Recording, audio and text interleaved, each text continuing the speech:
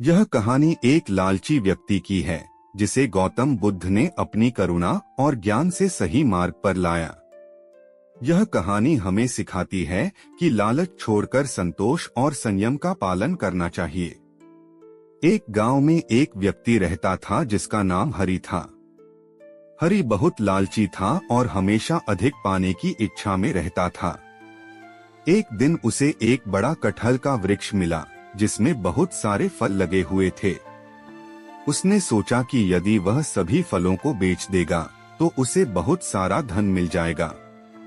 एक दिन गौतम बुद्ध अपने शिष्यों के साथ उस गांव में पहुंचे। गांव के लोग बुद्ध के पास गए और हरि की लालच की समस्या के बारे में बताया। उन्होंने बुद्ध से कहा, भगवान, यह व्यक्ति बहुत लालची है और हमेशा अधिक पाने की इच्छा में रहता है। कृपया इसे सही मार्ग दिखाइए। जब हरि ने सुना कि बुद्ध गांव में आए हैं तो वह भी उनसे मिलने गया। उसने सोचा कि शायद बुद्ध उसे और अधिक धन पाने का तरीका बता सकें। उसने बुद्ध से कहा, भगवान, मेरे पास एक बड़ा कटहल का वृक्ष है और मैं इसके सभी फलों को बेचना चाहता हूँ ताकि मुझे अधिक धन मिल सके। क्या आप मुझे कोई उपाय बता सकते हैं? बुद्ध ने शांतिपूर्वक कहा, हरि, तुम्हारी समस्याओं का समाधान तुम्हारे अपने हाथों में है।